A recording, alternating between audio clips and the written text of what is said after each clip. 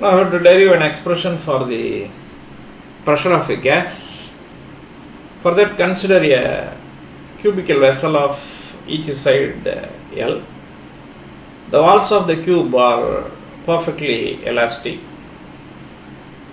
The cube contains a number of molecules. Among the molecules, consider a molecule that has velocity c1. The velocity can be resolved into three components: u1, v1 and w1, parallel to x-axis, y-axis and z-axis. Suppose the coordinates x, y and z are parallel to the sides of the cube. We can write c1 square is equal to u1 square plus v1 square plus w1 square. Now see this cube. This is face A, this is A dash, this is face B, this is B dash, this is face C, this is C dash. Front face, back face. We have to see this in three-dimensional view. Consider a molecule moving in a direction perpendicular to face A. This is a molecule moving perpendicular to face A. The molecule hits the face A with u1 velocity and returns with the same velocity in opposite direction. That means returns with velocity minus u1. If m is the mass of the molecule, then momentum exerted by the molecule on the wall A is mu1. When the molecule comes back, it has a momentum of minus mu1. Therefore, the change in momentum is mu1 minus of minus mu1, that is equal to 2mu1. The molecule now travels from A to A dash. It is coming from A and try to hit the wall A dash. The molecule now travels from A to A dash. It strikes A dash and travels back again to A after covering 2L. The distance between A and A dash is L. The molecule makes its to and fro motion. Therefore, the total distance covered by the molecule is 2L. The time taken by the molecule to cover a to and fro motion is 2L divided by u1. Here, velocity equal to distance by time. You know that velocity equal to distance by time. Here distance is 2d or 2L, time is t. Then time equal to distance by velocity. Distance is 2L, velocity is u1. Now see this. The time taken by the molecule to cover a to and fro motion is 2L divided by u1. Therefore, the number of impacts per second is 2L divided by u1. That is number of collisions. During the to and fro motion, the molecule is colliding with all other molecules. Therefore, the number of impacts per second is equal to 2L divided by u1. Now, rate of change of momentum is equal to change in momentum by time. We know the value of change in momentum, that is 2m u1 divided by time. Time value is 2L divided by u1. This is equal to 2m u1 into u1 by 2L. This is m u1 square by 2. This is the value. According to Newton, the rate of change of momentum is force. If F1 is a force, then F1 is equal to m u1 square divided by L. This is the force exerted by the first molecule on the phase A. Here first molecule means that molecule is moving with velocity c1, small c1. Its component along the x-axis is u1, along the y-axis is v1, along the z-axis is w1.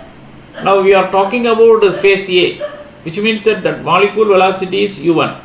Therefore, the force exerted by the first molecule on the wall A is equal to m u1 square by L.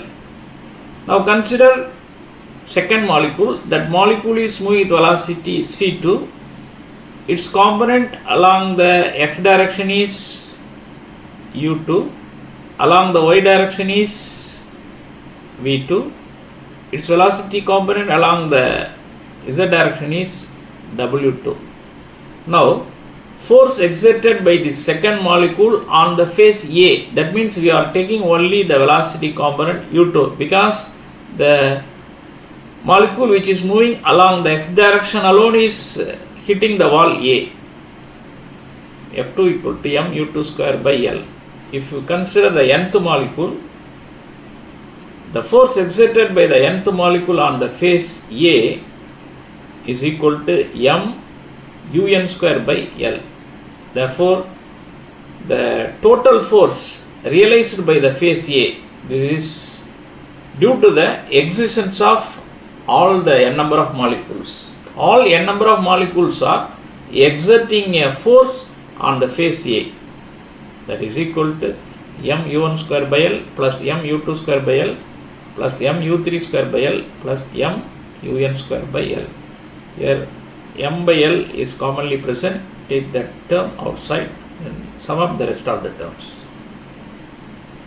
Now we should go to the concept pressure. We know that pressure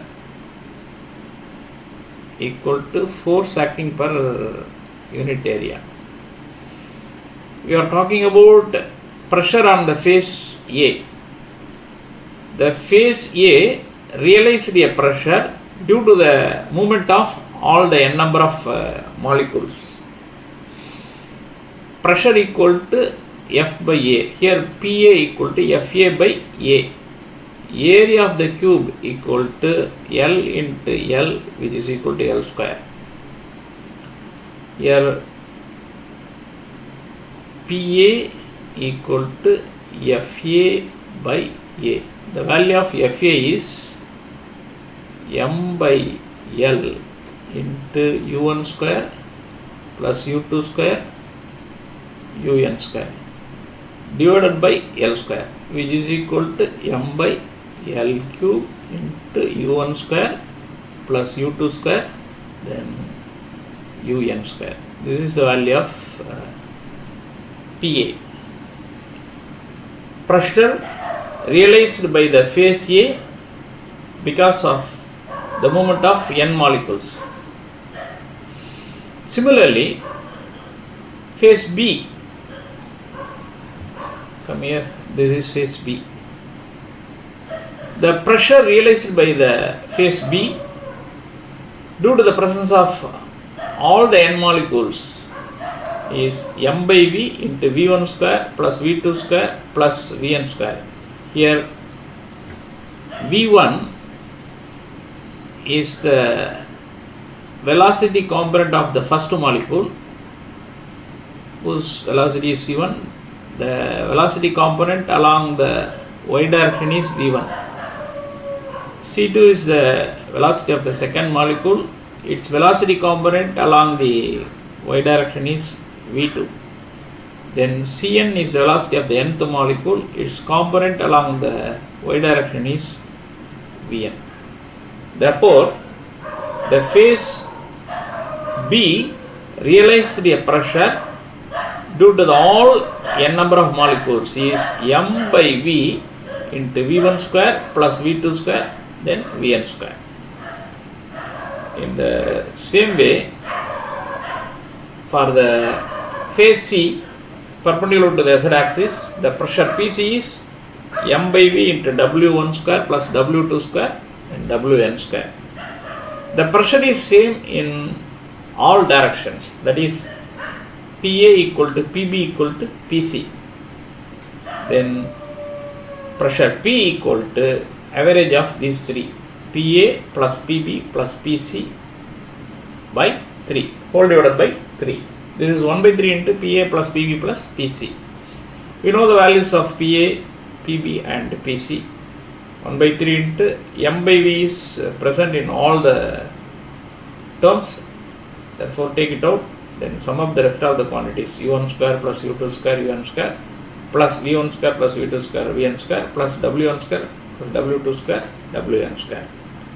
Further, we have to align the terms, U1 square plus V1 square plus W1 square, then U2 square, V2 square, W2 square plus Un square plus Vn square plus Wn square. We know that C1 square is U1 square plus V1 square plus W1 square. This is small C1 square.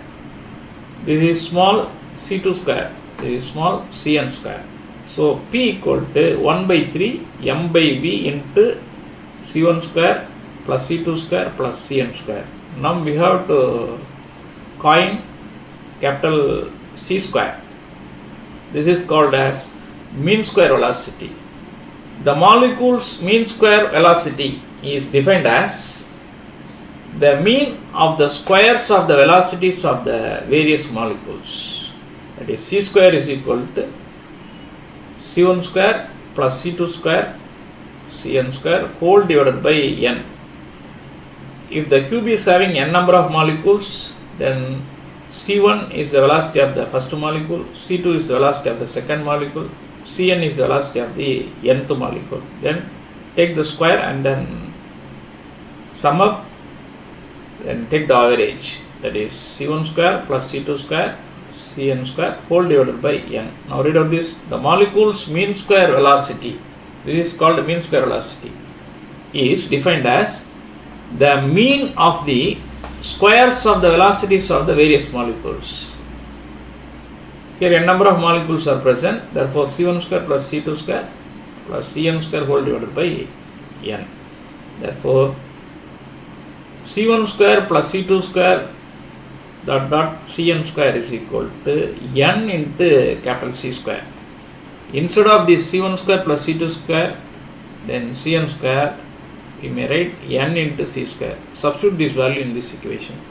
P equal to 1 by 3 m n capital C square, where C1 square plus C2 square is Cn square is equal to n into capital C square.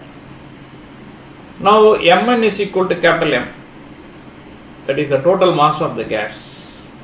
Here small m is the mass of the single molecule. The system is having n number of molecules, therefore m into n is equal to total mass of the gas.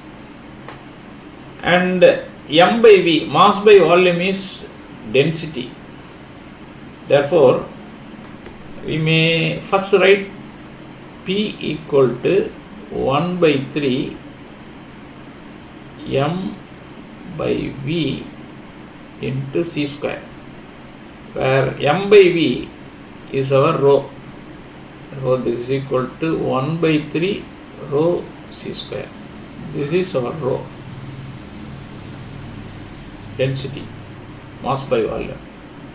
So this is a relation for a pressure. Pressure is equal to 1 by 3 rho C square. Now we have to provide a relation between pressure and kinetic energy. You know that pressure equal to 1 by 3 rho C square. Then multiply this term by 2 by 2. So 2 by 2, 1 by 3 rho C square. This is modified as 2 by 3 into 1 by 2 into rho C square. This is in the form of kinetic energy, half mv square. Half rho C square is the mean kinetic energy per unit volume of the gas, and let it be capital E. Say E equal to half rho C square. We know that kinetic energy equal to half m v square. Here half rho c square is the mean kinetic energy per unit volume of the gas, and let us denote it by E. Therefore, P equal to 2 by 3 into E. This is the relation between pressure and kinetic energy. As a result, the pressure of the gas is equal to 2/3 of the translational kinetic energy of the molecules in a unit volume. In this way, we have completed the value of pressure.